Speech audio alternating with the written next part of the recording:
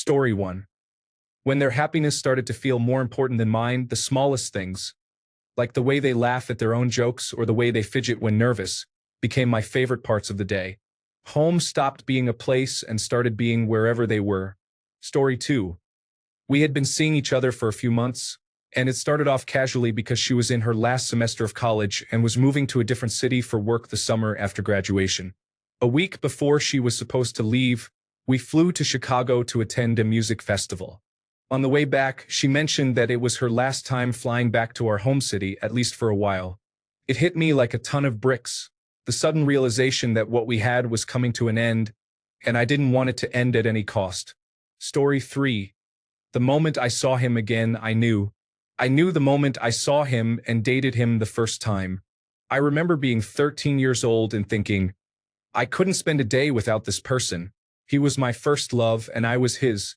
Due to a really crazy situation, I broke up with him. We were distanced for about a year. We went to school together and were secretly together during school, as I had a very abusive boyfriend at the time living with me and my parents. That's part of a long story, but anyway, I'm off track again. Sorry for the distraction. Then, my love and I didn't see each other for 12 years. Once I was finally able to escape my ex-husband, I instantly got in contact with him. We had so much left unsaid for years, and my heart was yearning for him the entire time. To my surprise, his heart had also been yearning for me. We always loved each other. Our relationship is beautiful, and I couldn't wish for a better partner. He is my best friend and my entire life. It was love at first sight. I mean it. Our eyes met, and there was so much chemistry in just the way we looked at each other. It was like warm tingling flowing through my entire body. Story 4. Love strikes when they occupy your thoughts consistently, and their happiness matters just as much as your own. Story 5. It's strange. The last time I fell in love was within a close circle of friends, where I discovered that a girl was asking about me. This caused me to be drawn to her, and we dated for about 4 years. Story 6. When anything that I, a typical loner, did felt empty without him. I wanted him to be around for everything, big events and even mundane things like going to the grocery store, because he made everything more fun. I wanted to share every moment of my life with him when I could trust him with my body and heart after both had been abused so much. Story 7. 4 minutes into meeting him for the first time felt insane. Something in my heart just knew. I have been the healthiest and happiest I have ever been, and it's been 6 years. Story 8. I knew I was in love when we had a heated argument the night before, and instead of speaking negatively about him, I still referred to him as my best friend. Story 9. When I felt loved in return, it was a platonic love, one I wish I could experience again. It felt pure, safe, warm, and overwhelming at times, but in such a wonderful way that I have not felt since she passed 2 years ago. I would give anything to feel it again. Story 10. It was a lot of things. I get excited about receiving a message because it might be from her. I tell her I'm going to bed and try to sleep so I can wake up and text her in the morning. It feels right to be with her no matter what. No matter how difficult the day is, I'm reminded it's a good day because I have her. There are constantly little things that remind me of her, and I quickly text to share them. We both miss each other the moment we're apart. Time flies by when we're together. Story 11. I knew that whenever I thought about doing something, she was in my mind doing it with me. It wasn't about trips or anything expected. It was the little things and the excitement of sharing them with her. Story 12. He made me realize that everything really does happen for a reason and silenced all the doubts that who I thought I was wasn't inherently good enough. Story 13. When he smiled at me, everything suddenly gravitated around him. We have been together for almost 5 years, and I still feel that way. Story 14. I was genuinely blinded. I'm not sure this fits the definition of love, but I overlooked every flaw and everything I should have considered. I think about that time often. I believe I was in love. Story 15. When I couldn't go a day without him, life felt unbearable without him. He noticed the small details about me and wrote the first poem anyone has ever written for me. As a writer, I always write for others, but others never write for me. That made me tear up. He's the best. Story 16. When I couldn't sleep without her right next to me, her presence, scent, and warmth began to feel like home and comfort. Story 17. First time. In my second year of university, I forgot my pass to get into the halls. We are not big texters, and I had been away for break, looking forward to seeing her to catch up. Her head peeked around the door to the halls, and I felt the sensation, like the moment when it gets dark in a room and you haven't noticed until someone turns the light on, and you're like, oh, this is so much better. How could I have been how I was before? She hugged my mom to say hello, and I just felt so whole. We ordered takeout that night to catch up. She stepped out for maybe a minute to get a glass of water, and when she returned, I felt that same sensation. I still feel it every time I see her, and it's been over half my life. Second time, in my final year of university, we were in a shared house with some difficult people. I was living in a small cupboard with just enough room for a single bed and desk. She had a larger attic room, but that night it didn't matter because she knocked on my door and asked if she could sleep in my room. There was a spider, which we are both afraid of, on the wall above her pillow. Too frightened to get rid of it and feeling dissatisfied with our housemates, she just wanted to sleep and hoped it would be gone by morning. I knew full well that there wasn't enough space in my room, and I knew she'd never be sure that the spider had actually left. So I said, "Don't be silly, I'll get rid of it."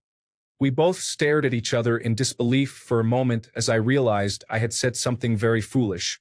However, I did what I had seen others do for me. She opened her window, I got a glass and some printer paper, and did the job. I could feel the vibrations of the spider wiggling in the glass and started to scream.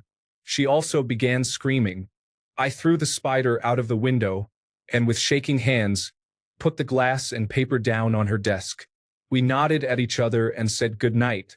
I returned to my room, sat on the edge of my bed, staring out the window, realizing I would never be able to do that for myself. I had literally made myself temporarily homeless because I couldn't deal with a spider, but I would and have done the same again for her. Third time. I stayed over one night, and we chatted until 4 a.m., talking until we finally fell asleep like toddlers who had worn themselves out. I woke up naturally to bright winter sun, rolled over, and she groggily opened her eyes. We listened to the sounds from the other flats. I remember looking at her face in the sunlight, her tiny sleepy eyes and drooping bonnet, thinking, if I could wake up to you every day for the rest of my life, I don't think I would need anything else. Story 18. No matter what I'm thinking or talking about, I always end up recalling something he said related to that topic whenever I mention it to someone. I always want to make him happy and put all my effort into planning an activity or choosing a present for him. Story 19. Sadly, when we separated, I took for granted how amazing it is to sleep in the same bed as someone. Waking up, having fun, sharing the same space, cooking together, and cleaning together were all special moments. Spontaneous trips to random places and kissing with a view brought joy to our lives. Saving up for holidays together created lasting memories. Every time your partner comes home, you feel that rush of butterflies that takes your breath away. I miss all of it. I am still so in love with him, and I find it very tough to move on. Story 20. When he was on my mind every second, my life completely surrounded him, and I couldn't get enough. He was exciting to be around, and I felt so lucky to have met him. I had liked other people, but with him, it just felt different. I knew I loved him and was scared, but it was worth it. I miss him every day. Story 21. When he first said, "I love you," I told him, "No, you don't, we barely know each other." This was 4 to 5 months in. He wasn't wrong to say it. A reasonable amount of time, in my opinion, but I was still dealing with some past pains.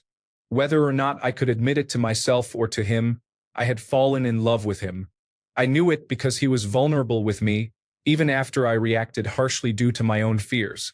I have grown a lot since then, and I still love him as much, if not more, than I did that day.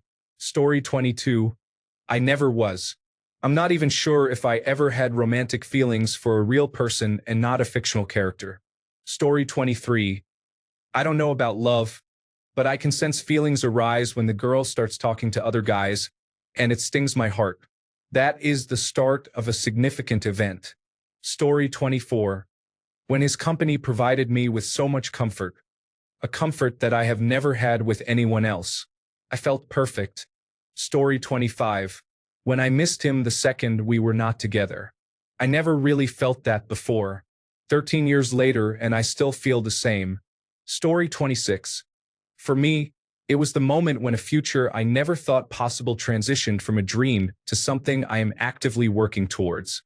She somehow made me believe in myself again, even if everything I am doing is just to be with her. Nobody had ever positively impacted how I felt about myself until she came into my life. I love everything about her, from the way she laughs to the way she pushes through the struggles of a bad day. Her smile fills me with joy, and I find myself wanting to do anything I can to make her happy. Story 27. The beginning was when he made me smile on days when I didn't feel like smiling. But the emotional game changer was when we talked about a feeling, something that made us vulnerable. It was a situation that could have easily been brushed off as silly and made fun of. But we talked about it, we were vulnerable.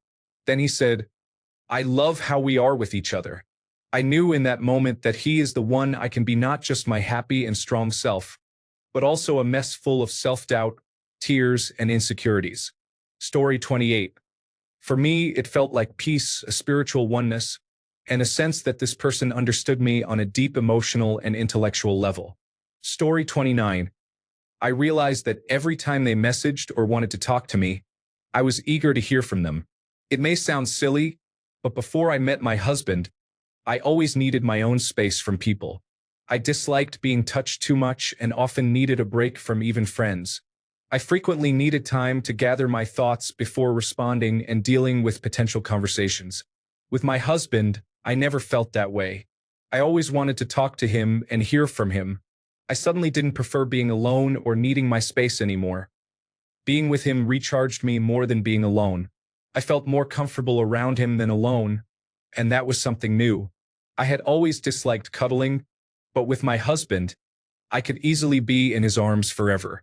Everything has been drastically different with him compared to my previous relationships from the very beginning. Story 30.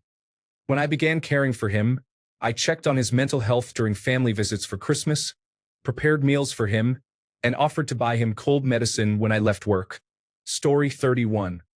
When I realized that I wanted to tell him all about the tiniest, most unimportant things that happened in my day.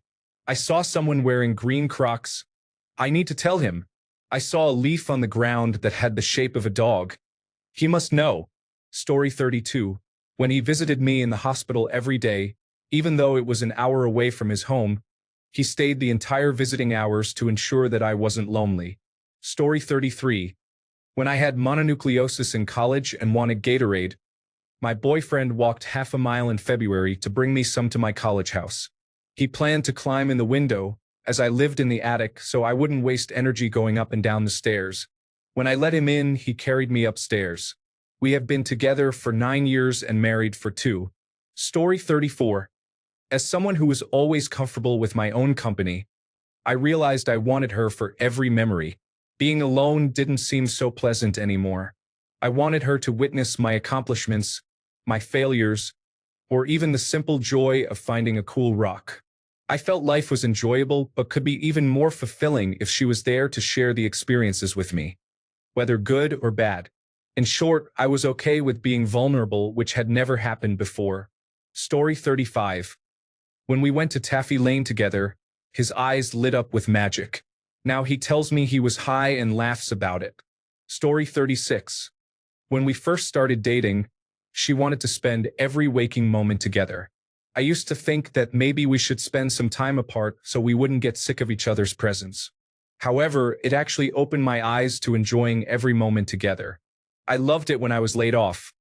I would stay at her house, clean up the room a bit, go out to grab something to eat with her for lunch, or drop off coffee. Then I would go back to her place, shower, and excitedly wait for her to tell me about her day. We would be able to watch our shows together at night. Story 37. First, it was the wholeness of being in their presence, the safety and comfort it provided. Now I realize how strongly I miss that and how uncomfortable being alone truly is. I loved them, It wasn't until the end that I recognized I was in love. Story 38. When he overtook everything, I constantly thought about him and smiled. Anytime I looked at him, I was filled with butterflies. The night I told him I loved him, we were lying in bed. When I looked into his eyes, I felt nothing but happiness, comfort, and security. I had never felt that before. It was as if he made me feel at peace. Story 39. When you first started talking and every time they texted you, your stomach flipped a little. You know you're in trouble when you start feeling that. Story 40. I knew I loved him years before I was able to voice it. We met in college and were really into each other, but he was a massive player and I didn't want to get caught up in that, so I kept my distance. We stayed connected and flirted for over 20 years. About 6 months ago, he sat me down and had a very real and honest conversation with me about us. Now we are both at a point where we can be the people we need to be for each other. I adore him and always have, but now it can finally be something more than a fleeting infatuation. Story 41. When I was lying in bed with him, just watching television, I couldn't stop thinking about how lucky I was to have found him. Sadly, he left me because he didn't see me the way I saw him. Story 42. It was the night before I told him. We were sitting in a movie theater watching the new Alien movie. I jumped at several points because I don't handle the horror genre well. I remember leaning into him each time I was scared. After the movie, we parted ways, and the feeling I had while driving away wasn't sorrow. It was love. Love for our experiences together and the little things. That's when I knew I loved him. Story 43. When his presence made me feel safe and at peace, it felt easy and natural with him. He put in the same amount of effort that I did. All I wanted was to make him happy and feel loved in the same way he did for me. We will be celebrating 5 years together in a few months, and he treats me the same way he did when we first got together. He is my best friend and my everything. Story 44. I've been in love once as a prepubescent child. I knew because a weird feeling rushes over you from your abdomen, like butterflies in your stomach, as you think about or are around the person, and you can't stop thinking about them. In a way, it's a bit saddening that I never got that feeling again, but it was also distracting. Having a big crush and not knowing if they like you can be a little suffocating. Story 45.